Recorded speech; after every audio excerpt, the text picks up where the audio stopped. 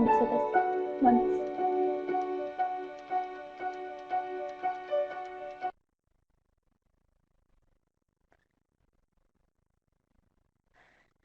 Hello and welcome to this month's Human Capital Watch.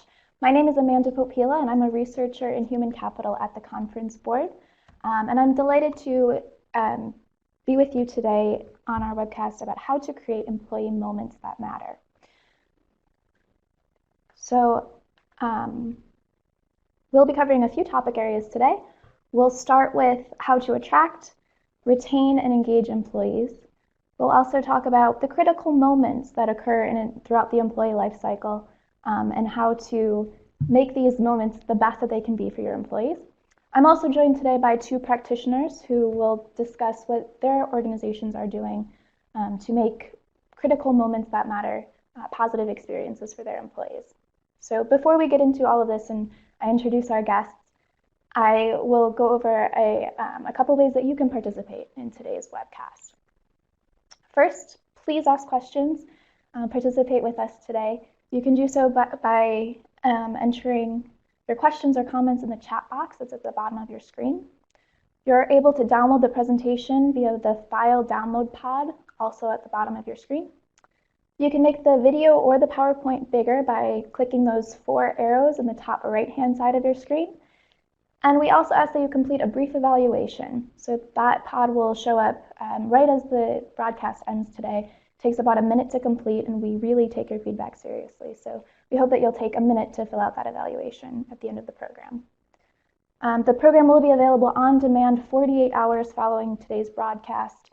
You can find it at our website, conferenceboard.org. Feel free to go back, rewatch, or share with colleagues who might have missed today's live broadcast. We are offering CPE, HRCI, and SHRM credits if you're watching this broadcast live. To receive your credits, please enter your full name, email address, and the type of credit you need. There's a pod at the bottom of your screen about requesting those credits. If you're looking for CPE credits specifically, you will need to click yes to 3 pop-up boxes. You'll see those at different points throughout the broadcast today, so please look out for those. And now I'm very pleased to introduce our 2 guests for today. Jamie Mitkin is Chair of People Services for Mayo Clinic. He leads the shared services functions including allied health, executive, physician, and scientist recruitment, the HR Connect Service Center, workforce planning and analytics, credentialing, and payroll. So Jamie, thank you so much for being with us today. Oh, it's my pleasure. Thanks for having me today. Absolutely. And our second guest is Christine Dunn, the Manager of Organizational Development for Dte Energy. So Christine guides DTE on the strategy and deployment of key cultural processes such as performance management, change management, talent planning, and engagement to create a positive employee experience. Christine, thank you for being with us. Good morning, Amanda. Thanks for having me. Absolutely. So I'm going to kick us off today and go over some findings from our recent research report on moments that matter throughout the employee life cycle. And then we'll hear from Jamie and Christine on what their organizations are doing for these moments that matter for their employees. So as I mentioned, this research was released in February of 2018, recently, and this is a partnership from the Engagement Institute with the Conference Board. You can see some of our partner organizations listed on this slide as well. The Engagement Institute is a research community of practice. We have been in existence for almost 5 years now, and we've conducted a piece of research each year. So this slide is our engagement ecosystem. We started in 2014 with a culture of engagement. We found the 8 critical elements of creating an engaging culture. In 2015, we moved on to leaders, the role of leadership in employee engagement. We looked at the 12 critical behaviors that highly engaging leaders display. And then in 2016, it was the employee ownership of engagement. So what can employees do to own their own engagement? We found 6 steps that employees can take to own their own engagement. Those reports are all available on our website. We have webcasts for each of those pieces of research. And today we're going to focus on our 4th piece of research from the Engagement Institute, the DNA of engagement, the moments that matter throughout the employee life cycle. This research focuses on the employee value proposition. We profiled 6 organizations. 2 of them are with us today, Dte Energy and Mayo Clinic. And we also include an executive summary and diagnostic tools, again, available for download on the website.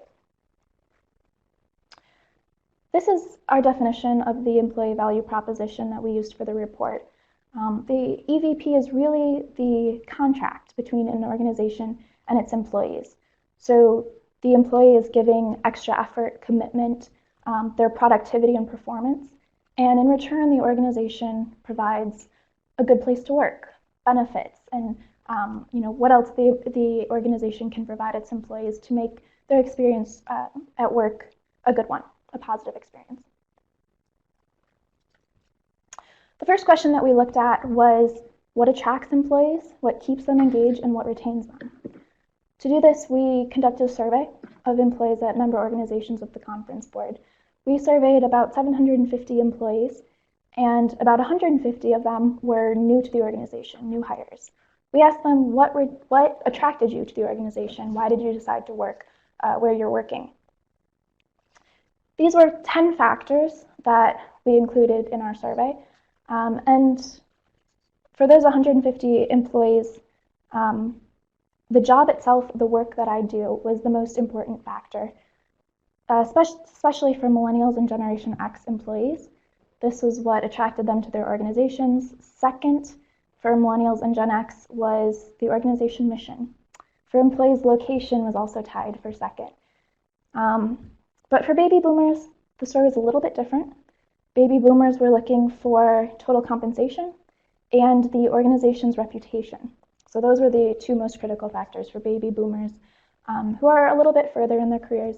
If they're starting in a new organization, they are looking for the compensation, close to retirement, maybe one of their last career moves before they retire. So there are different factors that are important at different life stages and stages in their career. We asked a very similar question to employees that had been with the organization for 3 or more years, and we asked them, what is keeping you at your organization? Why are you staying there? We asked the same 10 factors, and we found a similar story with a few differences. The job itself, the work I do, was the #1 factor across the board, followed by total compensation for Gen X and baby boomers. But second for millennials was growth and development opportunities. So millennials are looking to grow in their careers. They're early in their careers and are looking to progress. A subset of this group, so this was 600 participants, a subset of the group were those employees who have been at the organization for 3 or more years, but are looking to move within the next year. So another question in the survey we asked was, do you plan on leaving your organization in the next 12 months? For those employees, there was a slightly different picture. They find important these 5 factors. So some of them are the same, the job itself, the organization's mission, but some were slightly different. So for those employees who are looking to move to a different organization, the boss manager plays a large role. And that was a difference. That's low on the list for both employees who are happy with their organization and what employees are looking for in a new organization. Another important factor was growth and development opportunities. So this was important to retaining millennials. It's also important for those who are planning to leave the organization. It's circled in red here because this was the lowest ranked item in terms of what organizations are doing well. So when asked, what are you most satisfied in your organization? Growth and development opportunities was lowest on the list. So something that organizations can improve upon, and this was for all employees, whether they're looking to stay, whether they're new, or they've been with the organization for more than 3 years. Growth and development opportunities was not ranked highly on the list of what they were satisfied with in their organization. So those are some main findings from our survey. Next, we conducted focus groups with employees at some highly engaging organizations, and we asked them what were their best and worst moments at work. What stuck with them? What made them stay at their organization, or what engaged them further or kept them from being fully engaged in their work? And critical moments fell into 4 buckets. On the bottom half of the screen is outside the company. So these are things that might happen to an employee outside of their work environment, but it affects how they show up at work. These are things, the formal planned events, such as getting married, having a child, buying a house or making a big purchase, going back to school. There's also informal and unplanned events that happen outside the workforce, like relationships with family and friends. The weather can affect how you show up to work, or financial situations. So these were other things that employees talked about that affected how they came to work. We're going to focus mostly on inside the company. So these are the top 2 boxes.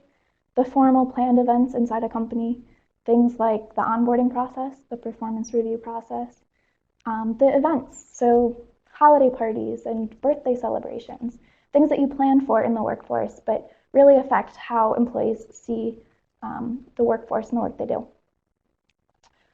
Most often, employees brought up the informal, the daily unplanned events, the conversations with colleagues, with their bosses, with customers, things that most organizations don't plan for, but really affect how an employee sees the organization, how they show up to work.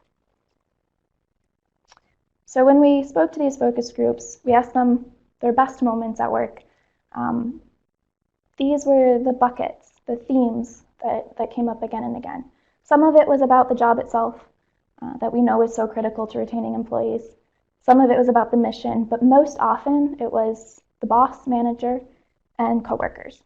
So having support from colleagues, working as a team, having support from the organization or from a manager. And the same moments were the worst moments.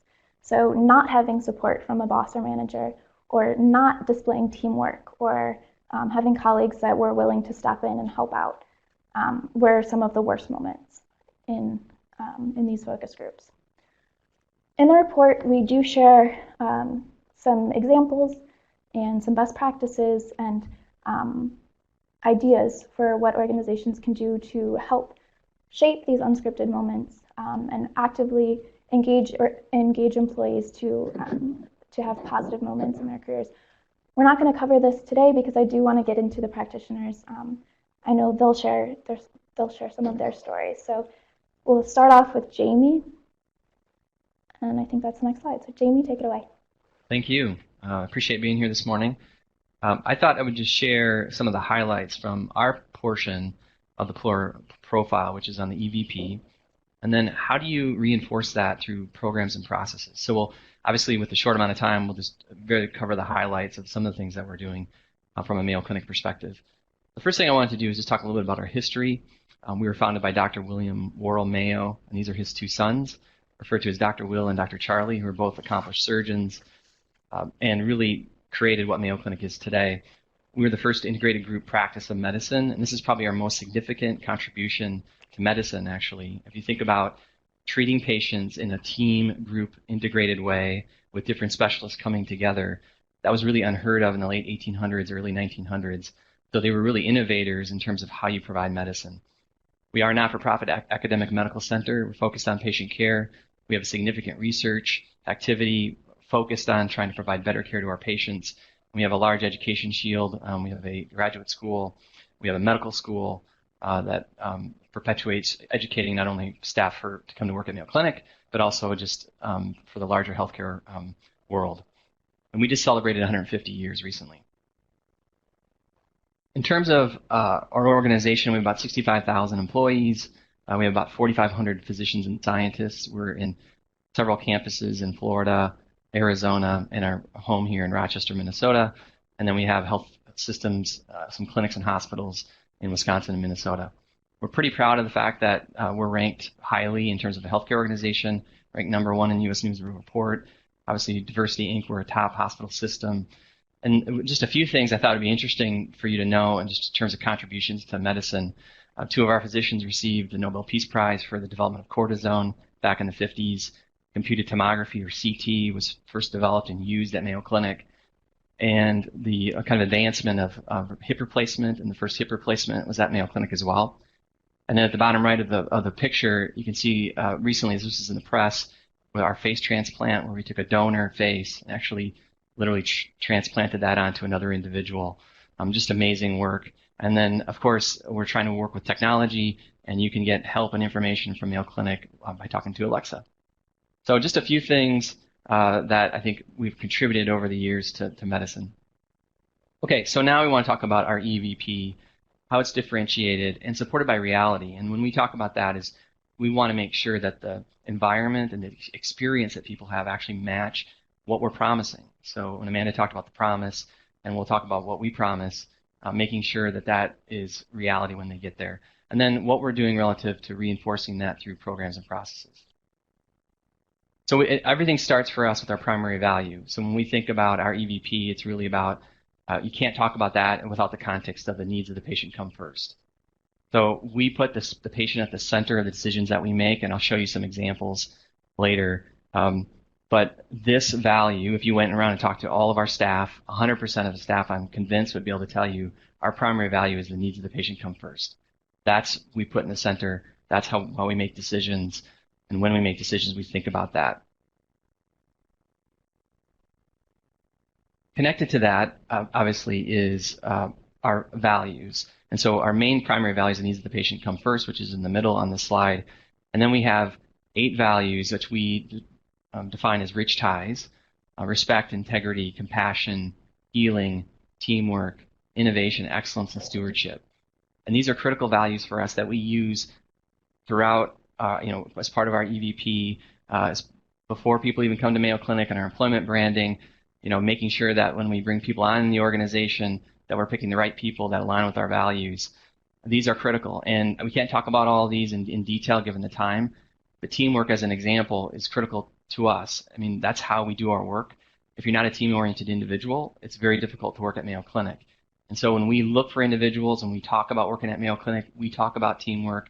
That's a hallmark of how we do our work, and that's reinforced all the way through even to performance, because in performance reviews, our employees and staff are evaluated on their how well they're meeting these values. So we have our primary value, our values that are core to what we do, and then we have our differentiated people strategy. For us, it's lifelong careers for talented people who share our values. So for us, it's a promise of you're going to come and work at Mayo Clinic for your entire career. It's not a job, it's a career. And then in a second, we'll talk about how it's life-changing. But a promise that we're going to invest in you as an employee. You have to take your ownership of your own development, because that's, we believe that critically, but that we're going to invest in you, and that you're going to have a lifelong career, a chance to do different things, work in different locations potentially because of the size of our organization. Obviously, we want talented people, and that's not unusual, and everyone on this call is all looking for the same type of talented people, I'm sure. For us, talented people attract talented people. And one of the things that we've looked at in our research, if we look at the top 3 reasons physicians come to Mayo Clinic as an example, one of the top 3 reasons is to work with other renowned specialists, right? Either in their specialty or in a different specialty. But the chance to do that on a day-to-day basis and have those interactions and work with them is what attracts them to Mayo Clinic. And then finally, they have to share our values. So I mentioned our values. It's not good enough for someone to be a really extremely talented person who doesn't have integrity, who doesn't work with a team in a teamwork mode, in a cooperative mode. So they have to align with our values. So then we talk about lifelong careers.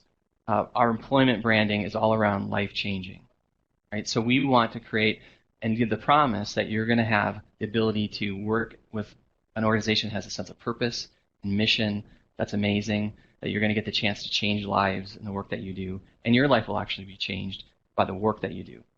And so I think we have a quick video I just want to show from our careers page. This is our new careers page that we launched in January. So if you could roll that video.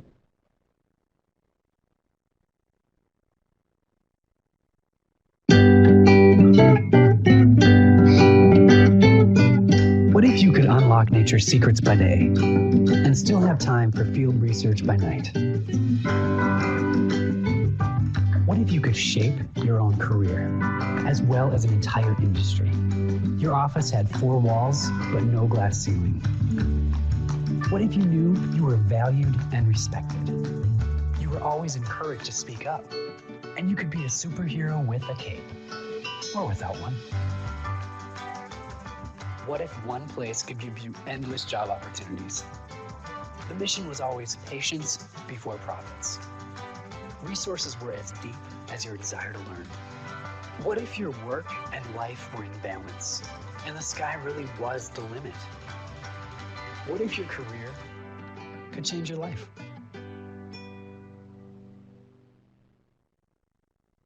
Okay, thank you. I think we had a few technical difficulties with that. You can go out to our career site and actually look at that video if you want. But a couple things in there. Values, focus on mission, focus on the patient. Right. So again, what we're trying to in terms of offer and what it's like to work at Mayo Clinic. So how do we reinforce that in terms of what the promise is to come and work at Mayo Clinic? And we do that in a number of ways. And the first is Mayo Effect. And this is our way at Mayo Clinic of connecting, and we know how important this is, what the individual does to the mission of the organization. That sense of purpose that they're contributing something greater than what they're doing. And if we could just roll this video on the Mayo Effect, I have just a 1-minute video I want to show you.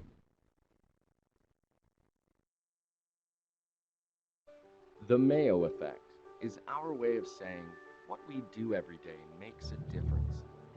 Thousands of us across Mayo Clinic, each using our unique talents, training, and experience to care for the whole person. This is what defines Mayo Clinic. Each one of us changing lives by living out the Mayo Clinic values every day. And when we work together in teams to transform healthcare, we multiply our impact on lives here and around the world, while never losing sight of the individual at the center of it all, working together for the good of patients everywhere, united by our moral responsibility to bring hope and healing to the world, one individual at a time. We are the Mayo Effect. So I think a really a nice video just to kind of show how we're trying to reinforce, what's important, our EVP within the organization. So how do we then continue to reinforce that? And here's some examples. I just want to give you a few examples of some staff who I think encapsulate the engagement that we're trying to develop with our staff and that connection to what do I do with a sense of purpose and mission for the organization. So on the left hand of the screen here is Iris Cowger. Iris actually used to work as an environmental services worker, which is what she's in this picture. She's now actually promoted into a different role at Mayo Clinic. And then part of her job is to clean the room for the patients, make sure they're sanitary. Obviously, infections are a huge issue within hospitals. So what she does is very important. She was featured in a Discovery Channel patient safety documentary on Mayo Clinic a few years ago. And they did interviews with staff. And she wasn't supposed to be prominently displayed and kind of in that video. But as they asked questions about what do you do? And so they asked her, what is your job? And her response was, my job is to save lives. I mean, that's pretty amazing, right? I mean, it wasn't my job is just to clean the remote, which she's doing in the picture here, or my job is to make sure that I clean it quickly so that we get more patients in and out. She made the connection to what I do impacts patients and our primary value and what we're here in terms of our mission. So a great example, I think, of some of the engaged folks that we have here. On the right, we have a picture of our beautiful campus in Rochester, really well manicured. I didn't get permission to use the picture of this individual, so that's why I don't have it on here. But as part of the Moments That Matter and the work that we did, we had a groundskeeper supervisor by the name of Nick Queensland who manages here and does the work and helps manage the grounds at Mayo Clinic here in Rochester.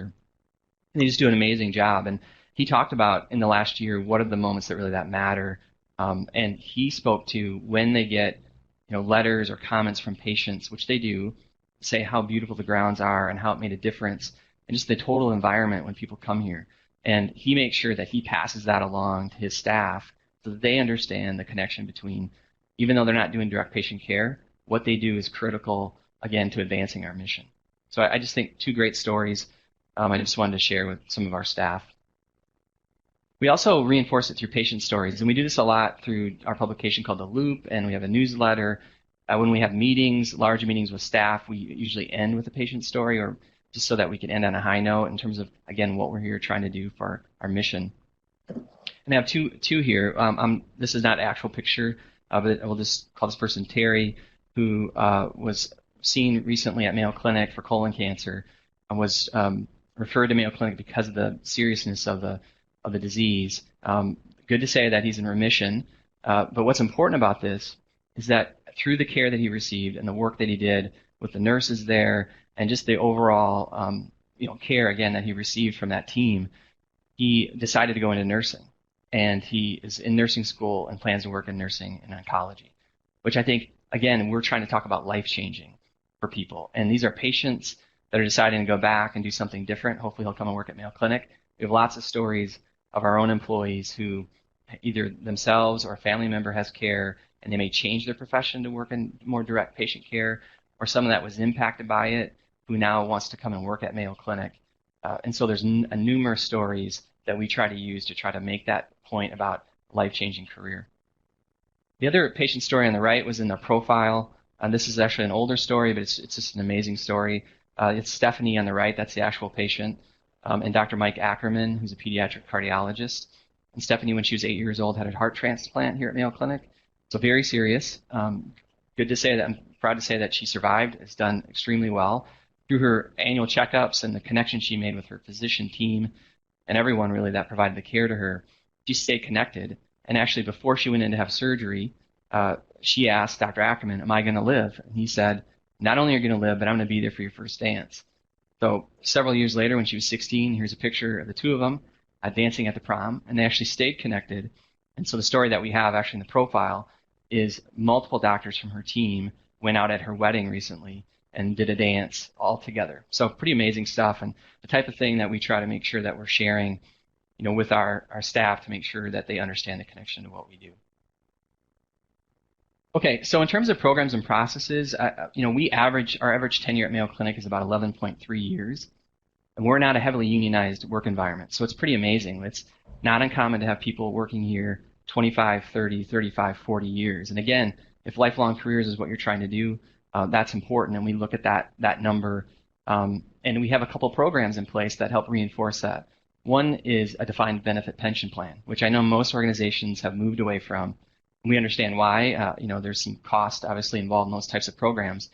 But again, if your promise is lifelong careers, what a better way to ensure that than providing that pension and having a defined benefit pension plan, versus other pension plans that are out there today to help reinforce that. The other piece of it is a salary-based compensation model for physicians. We've had this since the beginning of Mayo Clinic, but for two reasons. One, for teamwork, and for making just good decisions for our patients. Our physicians don't get paid based on how many surgeries they do, how many procedures they do, how many patients they see. They get paid to do the work and to make sure we're making the right decision, for our patients, and to work in a team environment. Because if you're worried about someone else doing a procedure and that takes money away from you, as an example, that creates issues from a team perspective, and we want them to focus on providing team care, again, with the patient as the focus.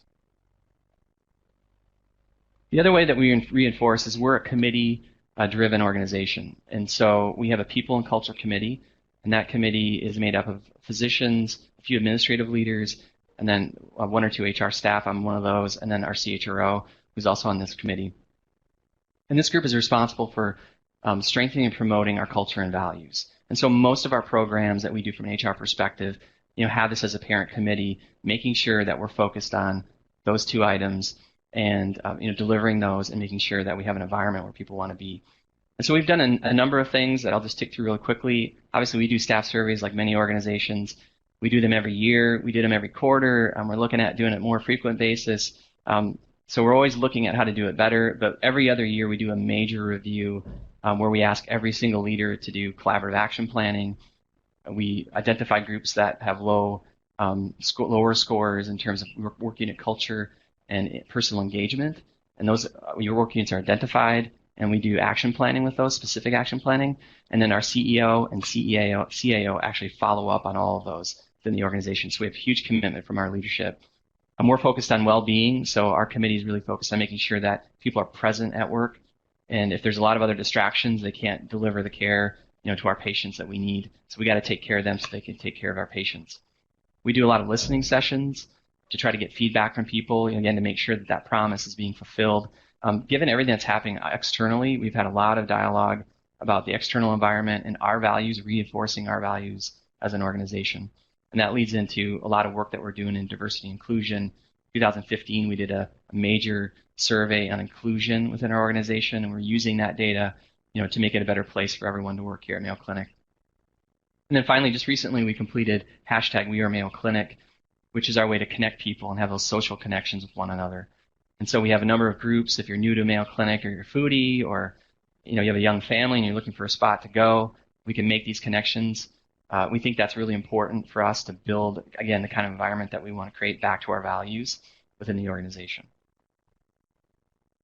So 2 other things that we're going to be focused on in the next year or so.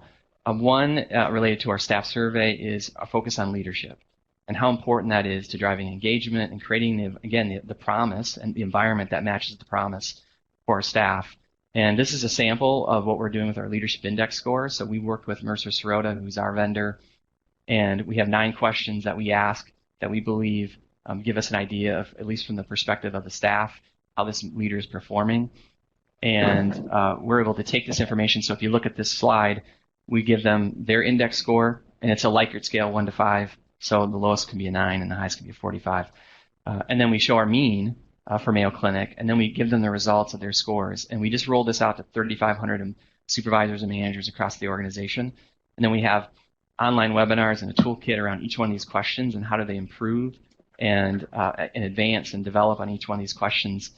Because here's why it's important. We've done the research to know as this score goes up, personal engagement goes up, and work unit culture goes up. So, and we're doing more research on that without some other outcomes, but we know that that makes a difference. And so this is an important driver for us that we're going to be focused on. The other is burnout, and this is a huge issue, not for everyone probably on the call, but in healthcare in particular. We have a lot of thought leaders in this space who are thinking a lot about physician burnout and what to do about it. And we've been published in a number of publications, and we've done lots of studies around this. 2015, we did a study at Mayo Clinic for U.S. physicians, and it found that 43% were burned out. I mean, that's a huge number, and it's scary, actually, if you're a patient. At Mayo Clinic, our number is 30%. That's still 1 in 3. So how do we improve on that? This is really important for us so that we don't have people feeling burned out, particularly those who are delivering direct care to our patients. And so we put a number of things in place. We did physician engagement groups, they're called, where we paid physicians and their colleagues to go out for lunch or dinner, and we had a structured conversation around topics. And it was really about trying to figure out how we improve the work unit. Those have been significant improvements for us. We've also done more targeted, where we've had groups where we know we have higher burnout rates. We've had individual groups go in, or teams go in to try to have discussions with those groups, identify issues, and then have a work plan to try to address those. So we've done some targeted work. And for us, from 2015 to 2017, we had a 2-point reduction improvement in burnout, which is really great because if you consider where the industry is going, it's actually going the other direction. So we feel really good about this, and we think it's something that's important for not necessarily engagement, but it's kind of the opposite end of engagement. If you don't have engagement, you a lot of times have burnout. So for the future for us, we want to deliver an unparalleled employee experience. So about 1.5 years ago, we talked about workforce of the future, and we want to make sure we're asking these types of questions. Are we providing what employees really want? Are we addressing all stages of the employee life cycle, their life stage, as Amanda talked about, in a comprehensive way? And this is our life cycle approach, from pre-employment, before people even get here, interest in careers at Mayo Clinic, all the way through alumni. We look at our programs and say, what are we doing across all of these? It's not enough to say we hire great people. What's the environment like? It's not enough to have a great environment, but not hire the right, amazing talent to come in the organization. So important for us to be focused on all of that. And 2 specific things, and then I'll stop and be done. For the future for us, we have what's called benefits and individualized for the future. And this is really a play on words a little bit from Back to the Future. But if you think about cafeteria plans from a long time ago, but now with the new technology that we have and the ability for us to do this with technology, to offer core benefits like medical, pension, retirement, basic PTO, but then give people a virtual cash card for them to really buy up, buy down, PTO or dental or pet insurance. Or, if I'm younger in my career, life insurance is probably not that important to me. Other things might be more important. So for us, when we think about consumerism, think about giving people what they want in their life stage, this is very important for us in the future. And then the last piece that I'll just mention is this new talent pipelines. Don't have time to talk about all the work we're doing here, but I would circle emeritus relations on the bottom right. We have a program where now we're trying to match projects and work that we have to get done at Mayo Clinic to former physicians and leaders, executives who have left our organization, and making that connection to leverage their talent and for these individuals and keep that connection over time, and make sure that we can get quality work and get the work done that we need as an organization. So there's just a few things that we're working on for the future. I'll just go ahead and stop there. Thank you so much for sharing. Participants, if you have questions, please enter them in the chat box for Jamie or for Christine, who's coming up next. But Jamie, thank you for sharing. I'm always amazed by the patient stories, by the stories that Mayo Clinic shares. There's some really good ones out there, and I heard a couple new ones today, so those are great. I've heard, you can let me know if this is still the case, but the succession planning at Mayo Clinic, I think this kind of ties into the growth and development opportunities. I've heard that Correct. Some leader succession pipelines, there's term limits, and yes. And that means that there's always fresh talent coming in, that leaders are required to kind of learn and grow and move out of a position that they might be comfortable in, and keep progressing in their career. So I thought that was an interesting piece too. Yeah, if we have time, I'm happy to talk about that more. Yeah, absolutely. But so thank you for sharing, and I think You're welcome. Christine, you're up next. Yes. Are you ready? Great, thank you, appreciate it. So we are certainly glad and honored to be part of the Engagement Institute's research that has happened over the course of the past year, and to be able to share our story this afternoon. So again, thank you for having us. Dte Energy is a diversified energy company.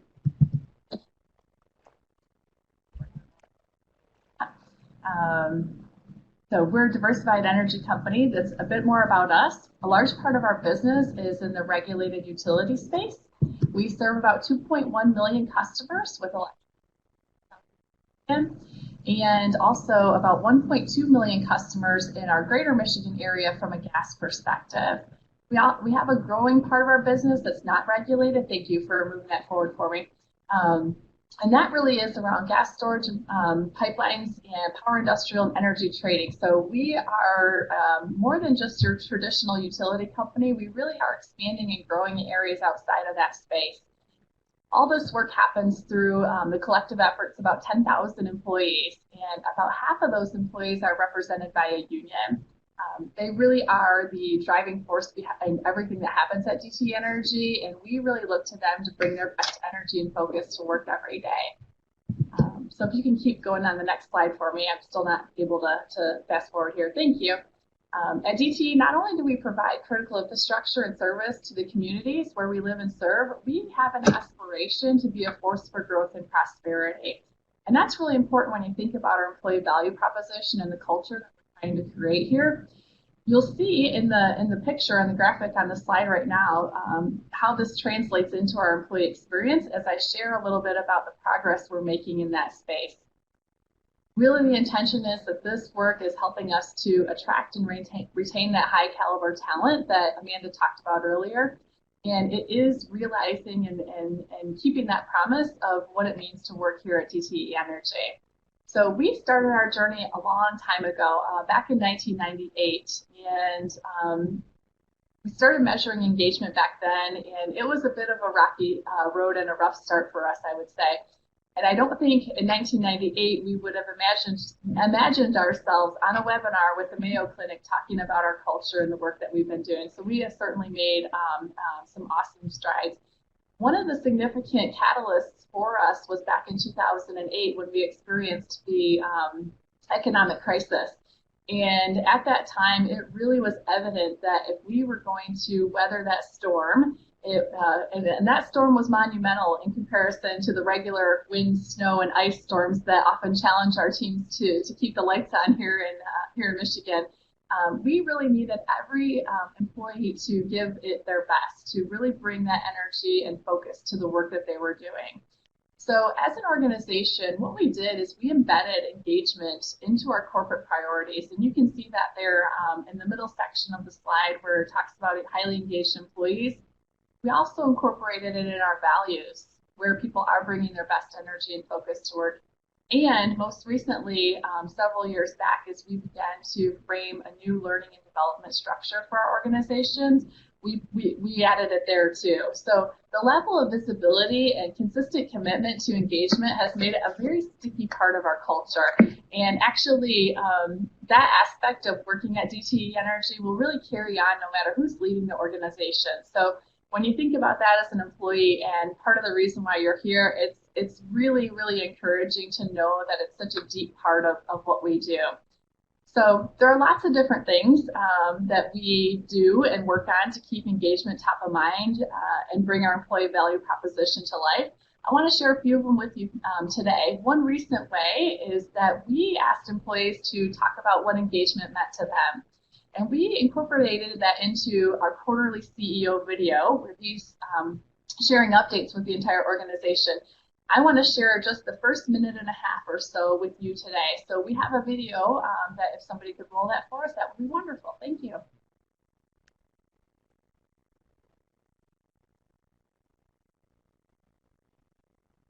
Can we go ahead and play the video? We bring our best energy and focus to our work and are fully engaged and accountable for results. I would define employee engagement as taking ownership of what you're working on, what you're responsible for. How much pride you have in what you're doing, in your job, and actually wanting to be here. You're tired at the end of the day, but that's a good thing because you know you've accomplished a lot. Engagement is people's willingness to bring their best energy, their best focus, and their talent to our work. But that only happens if people think our work is worthy of it. So you don't call out engagement just by asking people to be engaged. You call out engagement by showing people that your work demands it, that your work is worthy of it. The employees, if they're engaged, they're out doing one job at a time safely, and that promotes customer satisfaction, that increases their productivity. If your employees are engaged, they are happy employees. Happy employees are productive employees. If you enjoy doing what you're doing, it seems like there's not enough time in the day to get all your work done. People operate and produce this energy. It comes from the engagement of the people that are here. If the people that were here weren't engaged, this plant would not produce electricity like it could. There are things that get in the way of us doing our work safely, doing our work better, or enjoying our work.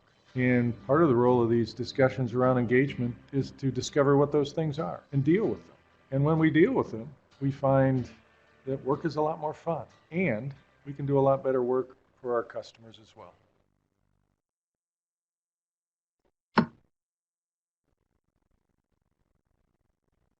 Great, thank you.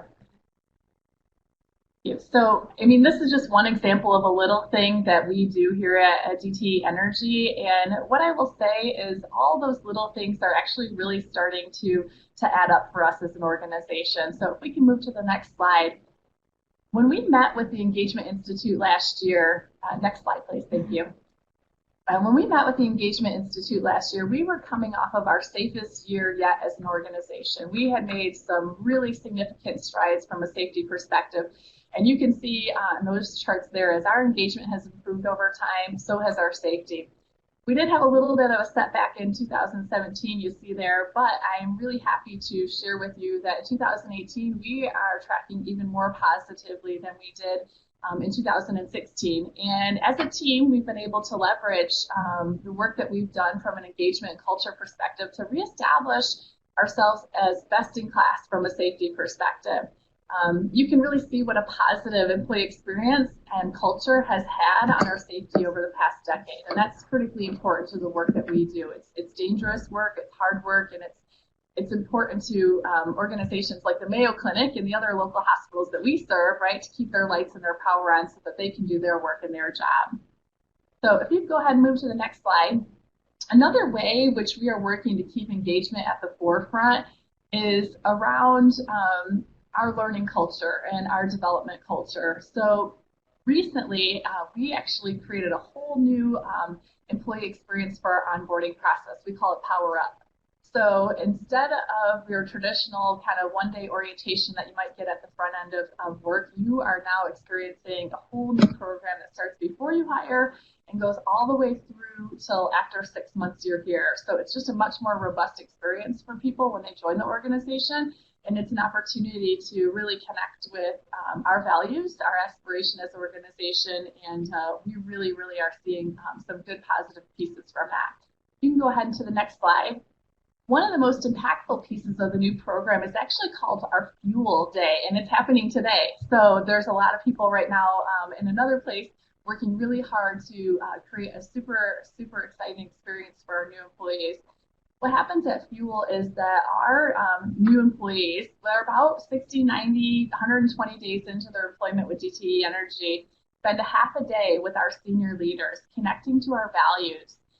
The second half of the day is actually a large-scale volunteer event. So if you heard anything about DTE and the work that we do in the community, volunteerism is really important to us. And so we want to make sure that that is embedded in this culture day with our new employees. It's been such a positive experience that we've actually had our current employee population, people that have been here for many years, like the Mayo Clinic, we have some really long tenured employees.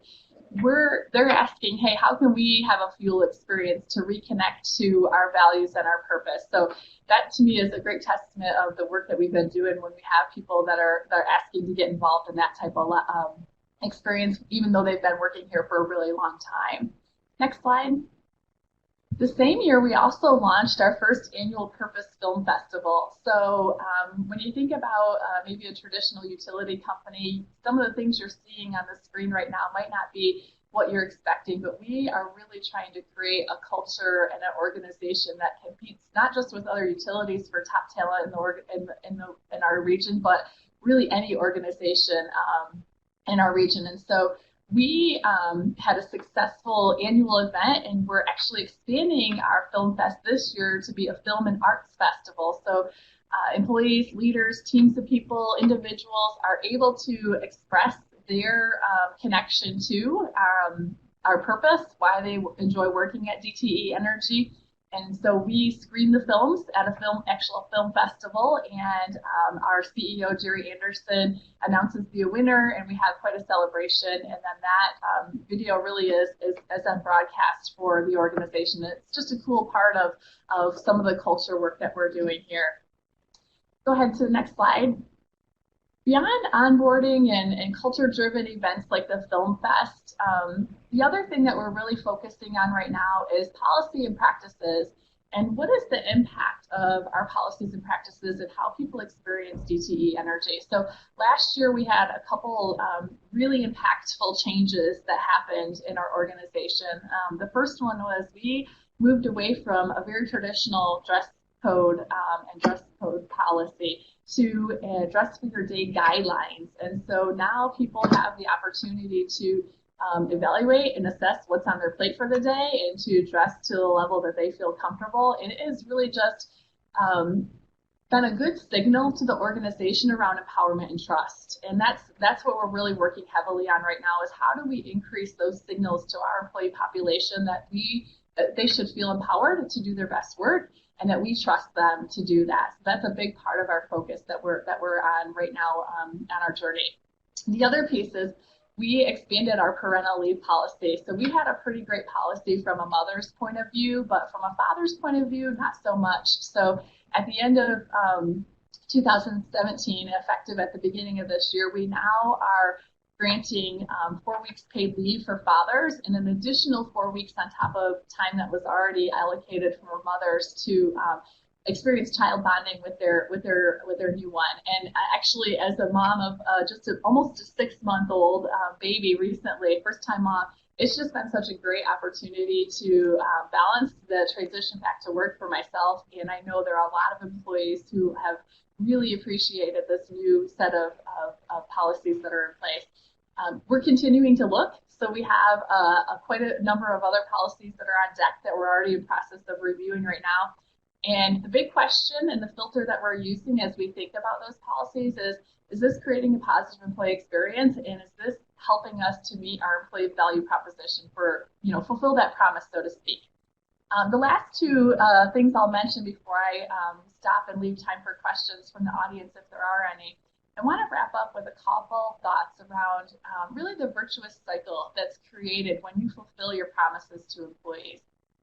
You can go ahead and go, yeah, thank you, next slide. What that's really meant for us as an organization is we have been able to make significant strides in reaching our aspiration to be a force for growth and prosperity in the communities where we live and serve.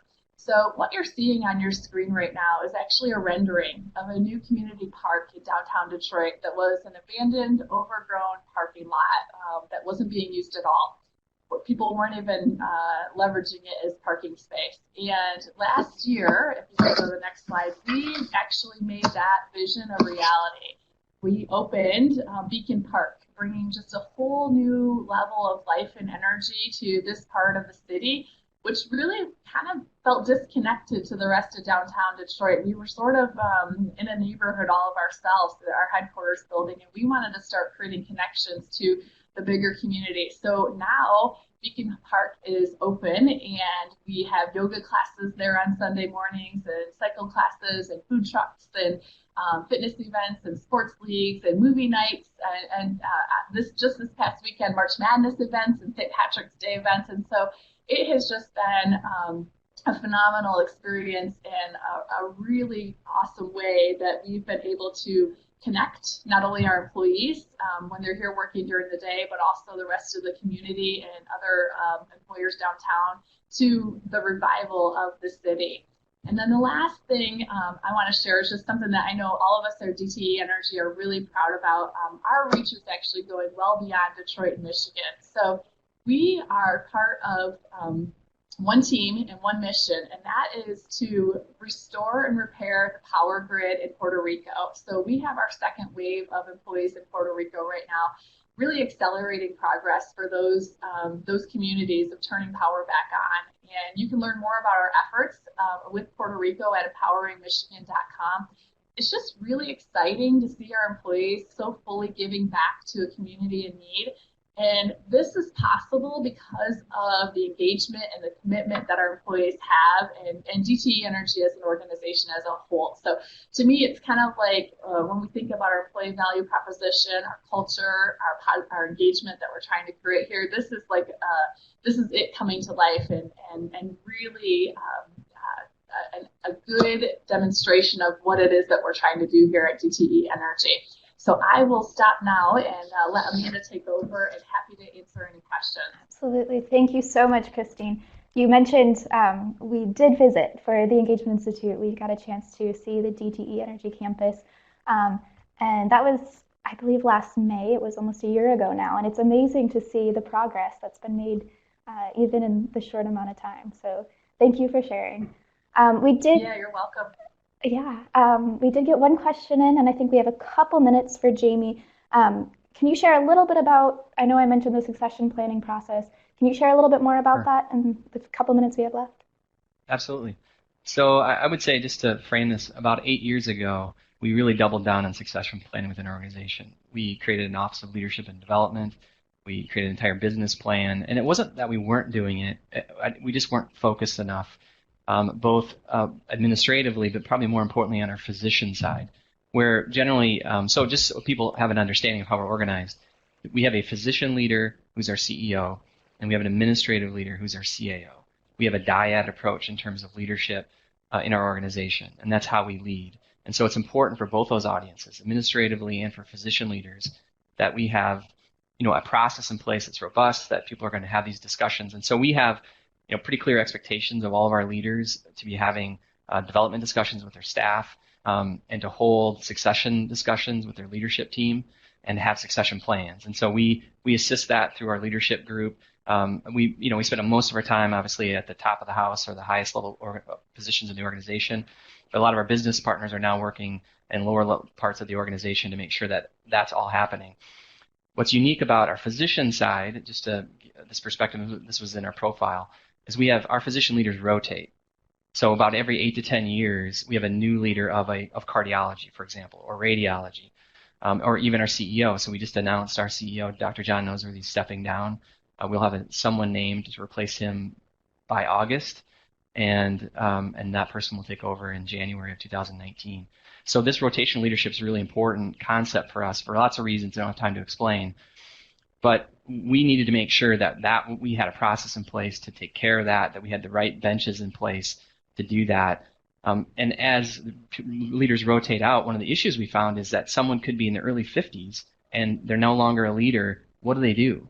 And someone referred to it as the elephant graveyard, that they're sent to the elephant graveyard. And what do they do, and where do we find opportunities for them? So we spent a significant amount of time creating a process around identifying leaders who will be rotating out within the next 2 years, making sure we're having conversations with them early throughout the process about what they want to do next, and then actively looking at where we can place them in other roles. And it may not be another leadership role. It might be helping with a project. It might be mentoring, but using their leadership skills, because we've invested a significant amount of time and money into these leaders. So we thought that was very important. So we've done a lot of work in that space. Happy to answer more questions if someone wants to talk to me offline on more details, but I'll just leave it there for now. Thank you. Thanks for sharing. And Christine, we have a couple of questions for you in 2 minutes.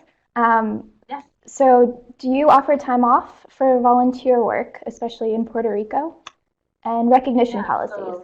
So yeah, okay, start good. with volunteer. So in terms of volunteerism, yes, specifically for volunteerism, we actually have something called the Month of Caring that happens every August, and our volunteers are DTE's care force. So oftentimes teams are going out during the workday, they're volunteering together as a team. Many people volunteer outside of work hours, but we do have, there isn't necessarily a formal policy around time off for volunteering, but leaders are allocating time off for volunteerism throughout the organization. Specifically, we see a big effort in the Month of Caring, which happens in August. Now, Puerto Rico is separate from that. Those individuals are down there working, so they're getting paid, their normal, what would be agreed upon for somebody going down there and doing work in Puerto Rico. So they're actually not, they have volunteered to go to Puerto Rico, but they're actually doing work for DTE while they're down there, and they're getting paid as they would, coming to work every day. So they're not working and spending time down there and not getting paid for it. Separately, recognition. So we have a lot of recognition across the organization. One area specifically is every year we host in July a reception with our top leaders who are tracking well from an engagement perspective. These leaders are in the top quartile of Dte Energy leaders in terms of engagement. So they are the best of the best in terms of how we measure engagement through our vendor Gallup. And so we host a reception. Our CEO is there. We actually award 6 special awards to leaders, so we're giving them an additional layer of recognition. And last year, we started having their teams, rather than their leader talk about why they were deserving of these awards, last year we started having their teams record videos around why their leader should be recognized as a top leader in the organization from an engagement culture perspective. So that happens every July. We always look forward to it. Our CEO, among all of our senior leaders, are invited to be there, and it's hosted by our senior leaders. And it's just a really great recognition opportunity specific to engagement. That's great. Thank you. Jamie and Christine, thank you both so much for joining us today. This has been a great webcast. And for those of you who are online, if you have further questions for any of us, please reach out to the conference board, and we will try our best to make sure your questions get answered. So in the couple minutes wrapping up, as a reminder, there is an evaluation following this program, so that'll pop up on your screen in just a couple minutes. Please do take a moment to complete that evaluation. Next month on our Human Capital Watch, we have What's Next for 21st Century HR. We'll be joined by our host, Amy Abel, who's the managing director at the conference board, and she will be joined by Marian Devine, who is a researcher in Europe. So please do join us for that. We also have a few related resources. Last month we talked about the Global Leadership Forecast on this webcast, so please download that from our website. The links are here. We have a job satisfaction report and a couple webcasts and conferences that are also available to you. With that, thank you again for your participation today. I'm Amanda Popila. This has been a Conference Board webcast, and we will see you next time.